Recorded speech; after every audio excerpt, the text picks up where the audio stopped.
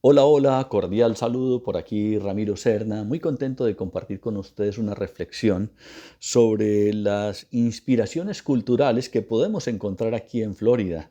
Y precisamente he estado reflexionando sobre, no solamente sobre el personaje que voy a hablar hoy, sino también sobre ese hecho de lo que es el componente cultural.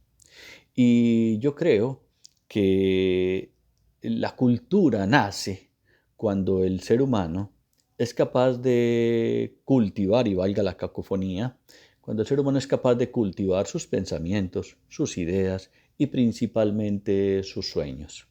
Y es precisamente que esa reflexión me invita a pensar en el personaje del cual vamos a hablar en este momento.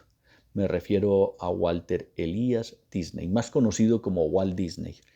Un hombre que eh, nos deja un mundo de imaginación, de sueños, incluso un mundo de inspiraciones. Walter Elias o Walt Disney nace el 5 de diciembre de 1901 en una familia donde él es el cuarto de 5 hijos y vivían en unas condiciones, digámoslo así, relativamente precarias, ¿no? Su padre se enferma allí en Chicago, donde Walt Disney nace, y se tienen que mudar a Kansas, donde empieza a acompañar a su padre en labores como repartir periódico y otras actividades que lo llevaron a empezar a buscar la manera de generar ingresos desde muy pequeño.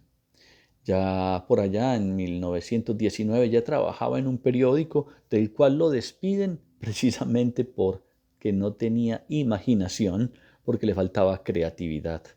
Un hombre que nunca se dio por derrotado. Creo que eso es una forma de uno cultivarse. Y en 1923 funda con su hermano los estudios de Disney Brothers Studios, y pues bueno, tampoco le fue muy bien con esa compañía, la cual pues de alguna manera fracasa, quiebra, pero más adelante él insiste en seguir con sus componentes creativos y es precisamente en 1928 cuando crea un personaje o le da vida, por decirlo de alguna manera, a Mickey Mouse, pero a la vez, sin lugar a dudas, Mickey Mouse le dio vida a él también. Y eso genera, obviamente, un boom, una explosión bastante poderosa y significativa. Y en 1930 empiezan a aparecer lo que nosotros llamamos las caricaturas en los periódicos, que era una serie de unas cuantas imágenes con algún relato que era simpático, pero que también a la vez podía ser crítico de las situaciones sociales y políticas incluso, del contexto de la época. Y eso obviamente que también fue contribuyendo de manera poderosa y significativa a que fuese siendo cada vez más y más conocido. Ya luego en 1932 crea su primer cortometraje a color, que es Árboles y Flores. Ahí vemos cómo él entonces, de alguna manera, le está dando, por decirlo de alguna forma, vida a elementos inanimados, como un mueble, o incluso le da unas condiciones antropomórficas a los árboles, donde les pone voz, donde les pone, digámoslo así, sonido adicional y vitalidad, una vida propia, ¿no? Entonces eso nos va mostrando cómo él, con su capacidad creativa, va haciendo esa articulación de imágenes y sonidos, que también fue un aspecto que tuvo mucho impacto dentro del público en general. Luego ya en 1937 saca su primer largometraje, que era Blancanieve y los siete enanitos. Un boom impresionante. Él de alguna manera era capaz de articular o abstraer de cuentos, de historias de otros grandes autores, poderlos llevar no solamente a los dibujos, sino luego a la pantalla, porque él fue guionista, director de cine, fue incluso animador, en fin, son muchas sus labores que fueron dejando ese impacto, dejando esa huella que hoy perdura, ¿no? Luego en 1940 aparece otra gran obra que no tuvo tanto impacto como la de Blancanieves y los siete enanitos, que fue Pinocho, hasta que luego ya en 1941 con Dumbo vuelve y tiene otro impacto que incluso lo rescata de cierta dificultad económica que se había presentado cuando había tenido ciertas dificultades con Pinocho, que hubo que hacer mucha inversión, pero que en última instancia no tuvo el resultado financiero que esperaba, aunque hubo muy buenas críticas, pero bueno, después entonces con Dumbo tuvo la oportunidad de sobresalir y rescatar ciertas condiciones. Esto nos invita a reflexionar precisamente dentro de ese legado cultural, esa perseverancia del hombre que sabe lo que está haciendo y ama lo que hace y hace lo que ama y sigue con su inspiración. Luego en 1945 sorprende a la humanidad con una combinación de imágenes reales junto con dibujos animados.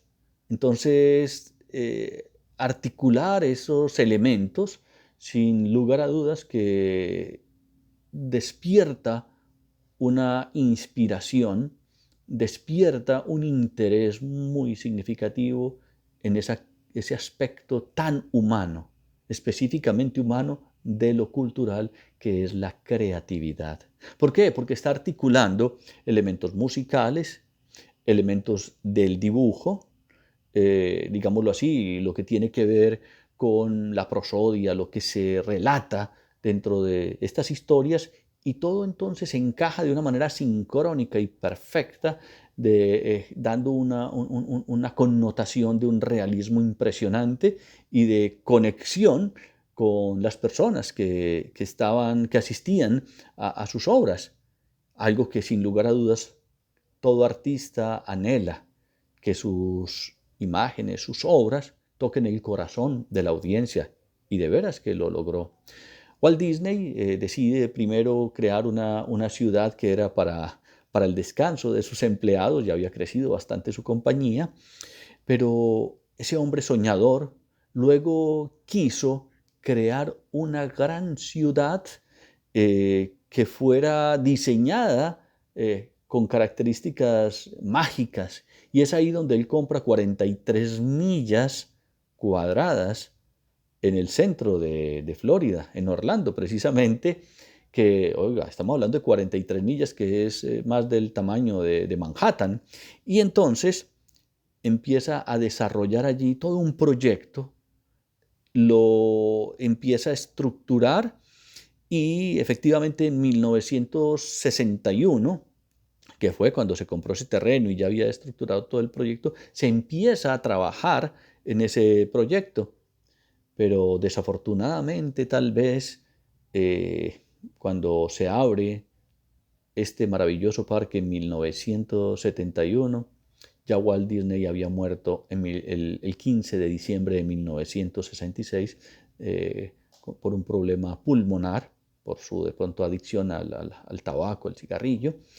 Sin embargo, fue un hombre que, sin lugar a dudas, nos dejó una gran inspiración. Nos deja aquí en Florida precisamente este maravilloso parque para que los niños, desde los 0 años hasta los 100 años, diría yo, o más de 100 años, niños de 0 a 100 o 120 años, podamos disfrutar, no solamente disfrutar, sino conectarnos con esa inspiración. Dentro de su gran obra, obviamente, quedan aspectos muy poderosos y significativos, como sus 22 estatuillas de los premios Oscar, 59 nominaciones, hubo 4 Oscar adicionales, o sea que en total fueron 26 los que de una u otra manera recibió precisamente por su gran impacto en la comunidad.